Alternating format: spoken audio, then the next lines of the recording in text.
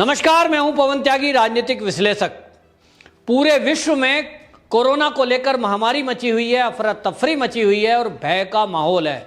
America दुनिया में number 1 बनता है, लेकिन अमेरिका की भी जो फाइजर नाम की वैक्सीन है, देखने में यह आ रहा है कि वो भी उतनी असरदार नहीं है जितनी भारत की वैक्सीन है। और इसी से चिढ़कर अमेरिका ने भारत को इस वैक्सीन बनाने में जो कच्चा माल लगता है उसको देने से मना कर दिया है। यूं तो अमेरिका के राष्ट्रपति ने बहाना लगाया है कि हमारे देश में एम्बार्गो कानून है, जिसके तहत अमेरिकन फर्स्ट हम पहली प्रायोरिटी देते हैं, और इसके तहत यह कानून है कि अगर हमारे देश में किसी चीज की जरूरत है तो पहले देशवासियों के लिए रहेगी। और इसलिए कोरोना की महामारी में हमारी प्राथमिकता अमेरिका के लोगों को वैक्सीन देने की है, और इसलिए जब तक वैक्सीनेशन पूरी अमेरिका में नहीं हो जाए तब तक हम इसका कच्चा माल वैक्सीन का किसी अन्य देश को नहीं देंगे।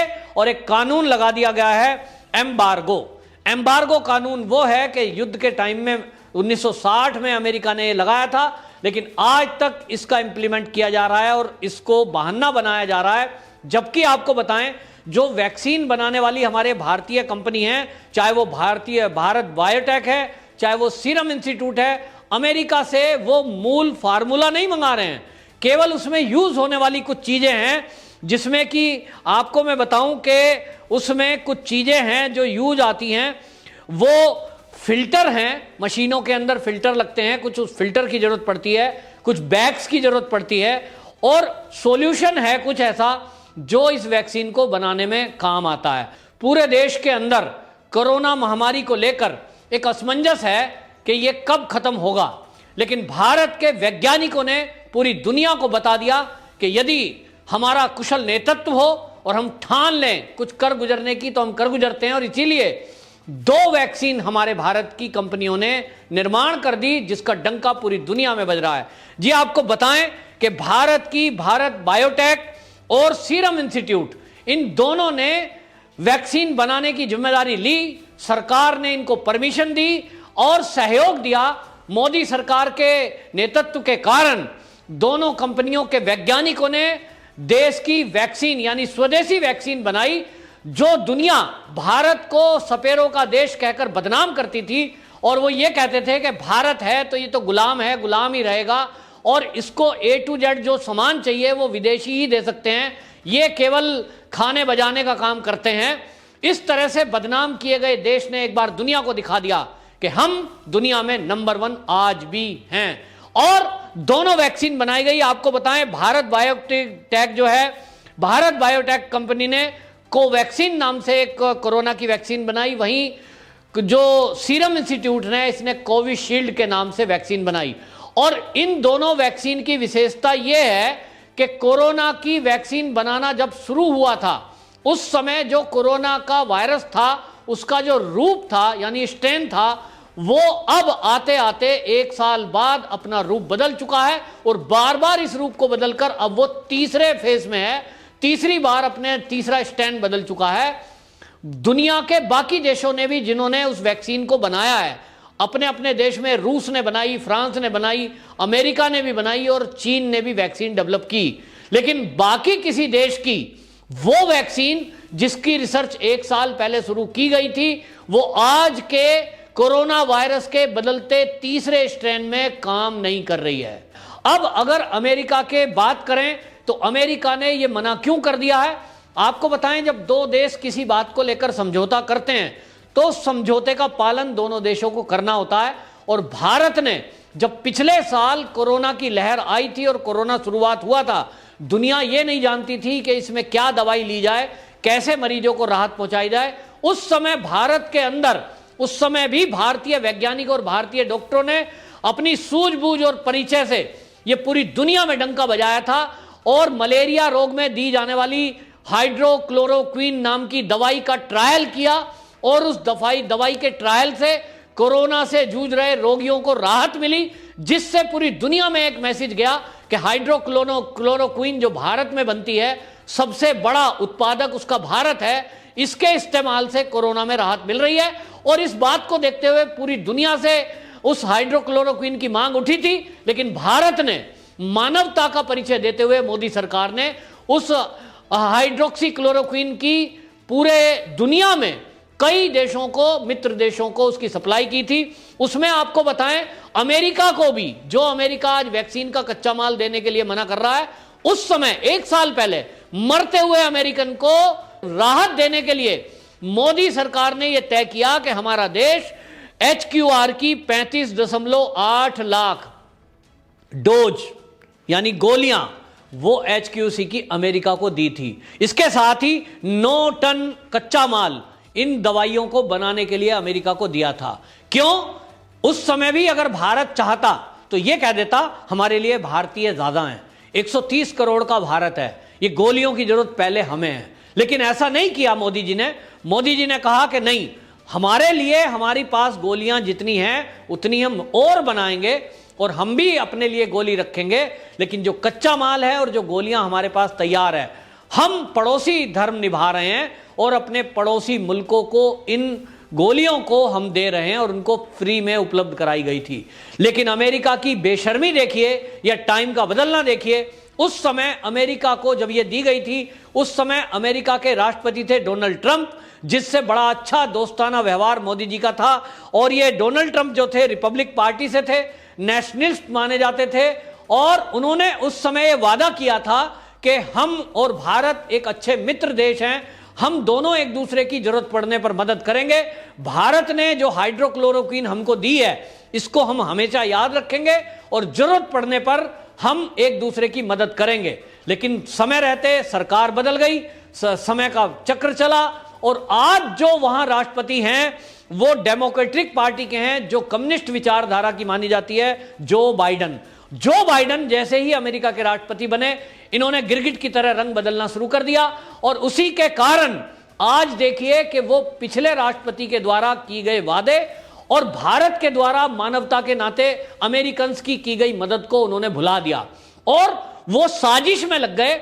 और ये साजिश वो है कि वो अपने देश की जो फाइजर है, जो इस समय तीसरे स्टेज में काम भी नहीं कर रही है, उस वैक्सीन का करोड़ों जो डोज हैं उनकी तैयारी हो चुकी है और मांग उसकी नहीं है, मांग भारत की वैक्सीन की है। और इसलिए अमेरिका की जो दवाई बनाने वाली कंपनियां हैं, जॉनसन एंड जॉनसन, और वो वैक्सीन बनाने वाली कंपनियां, वो ये चाहती हैं कि ये जो हमारा बेकार माल है ये किसी देश में खपा दिया जाए।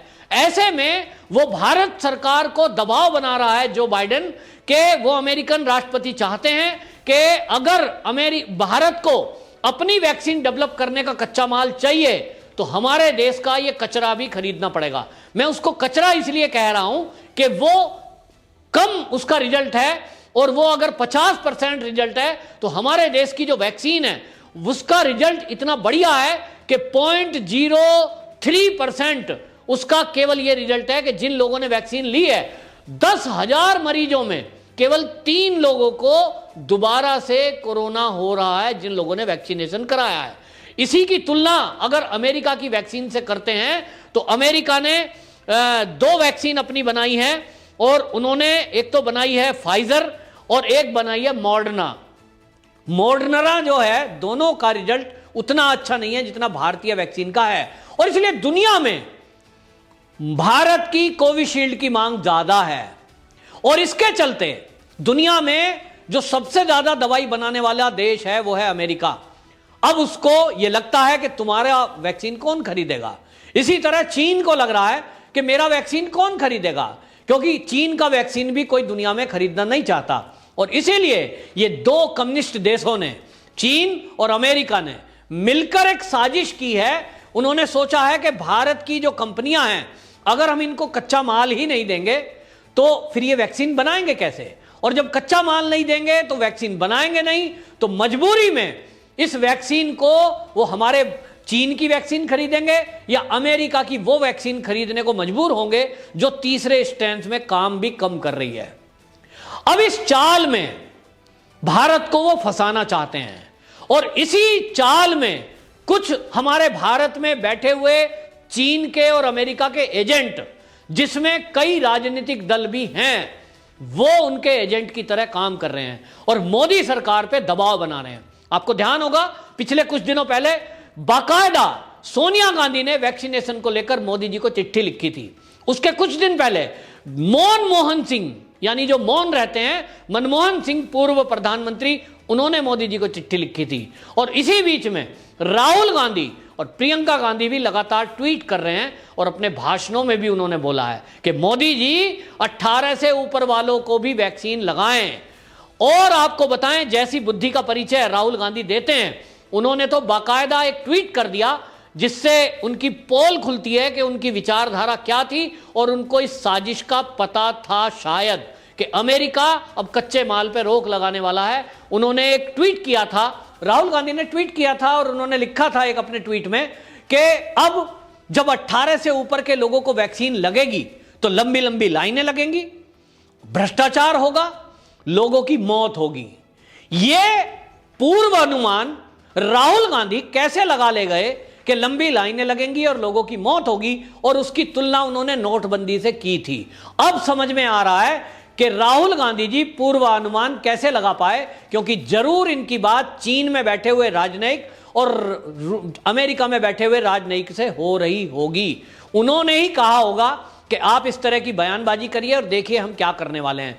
और ये जो इनके एजेंट हैं, ये बार बार सरकार पे दबाव बना रहे हैं कि जल्दी से वैक्सीनेशन किया जाए, जबकि मोदी जी की प्रायोरिटी ये है कि जो फ्रंट लाइन वर्कर हैं, हॉस्पिटल में काम करने वाले हैं, सफाई कर्मचारी हैं, बिजली कर्मचारी हैं, सेना के लोग हैं, पुलिस की ड्यूटी करने वाले लोग हैं, पहले वैक्सीनेशन इनको किया जाए। और उसी के तहत लगभग 14 करोड़ लोगों को वैक्सीन दिया गया है।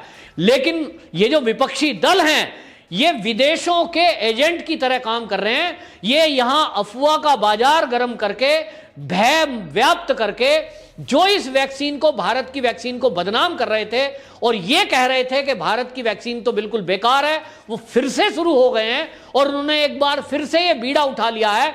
मीडिया भी इसमें साथ दे रहा है, मीडिया वाले भी इन कंपनियों से मिल गए हैं, शायद उनको करोड़ों अरबों रुपए विज्ञापन के नाम पर रिश्वत मिलती होगी। और इसलिए एक बार फिर से एक माहौल बनाया जा रहा है कि देश में जिन लोगों को वैक्सीन भी लग चुकी है, भारत की कोविशील्ड या कोवैक्सीन, इन दोनों को वैक्सीन लेने वाले लोगों की भी मौत हो रही है। ये अफवाह है और इस अफवाह को फैलाने में ये मीडिया और विपक्षी दल लग गए हैं, क्योंकि वो ये चाहते हैं कि जब भारत की वैक्सीन को वो बदनाम कर देंगे, दूसरी तरफ अमेरिका कच्चा माल नहीं देगा, तो लोगों का धैर्य जवाब दे जाएगा, लोग सरकार पे दबाव बनाएंगे, मीडिया के जरिए दबाव बनाया जाएगा और कहा जाएगा जल्दी से जल्दी 18+ को वैक्सीन दो। तो मजबूरी में मोदी जी को, अमेरिका को और चीन को ऑर्डर देना पड़ेगा और घटिया वैक्सीन ज्यादा दाम पर। आपको बता दें कि जो भारत की वैक्सीन है उसकी कीमत कुल जो भारत की वैक्सीन है उसकी सरकार को देने के लिए 150 रुपए है केंद्र को, वहीं राज्य सरकार को देने के लिए 400 रुपए रखी गई है, जबकि जो अमेरिका की फाइजर है वो 1500 रुपए कीमत है। लेकिन ये देश का विपक्ष देश का भला नहीं चाहता, ये चाहता है कि विदेशियों कंपनियों का फायदा हो और उन्हें लूट की छूट मिले, जिसमें से शायद कुछ कमीशन इन विपक्षी दलों को भी मिलना तय हुआ होगा। और आप जानते हैं कि दवाई मार्केट से जुड़े हुए जो लोग हैं, जो दवाइयों के बारे में जानते हैं, वो जानते हैं कि दवाई मार्केट में जब आती है एलोपैथी में, उसमें कई बार तो 50 से 60% तक का कमीशन भी, यानी कम दाम प्रिंट रेट से वो कमीशन एजेंटों को मिलता है, मेडिकल स्टोर और बीच के बिचौलियों को। ठीक इसी तरह आज हमारे देश का विपक्ष लॉबिंग कर रहा है, देश में भय का माहौल बना रहा है और देश की वैक्सीन को बदनाम कर रहा है।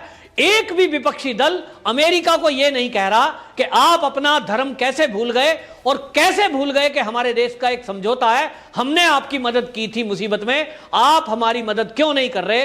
और बजाय इसके ये देश का विपक्ष राहुल गांधी और ये सोनिया गांधी ये सरकार पर दबाव बना रहे हैं कि कुछ भी हो, हमारी सरकार ज्यादा दाम देकर घटिया माल खरीदकर भारत के लोगों को वो वैक्सीन लगाए।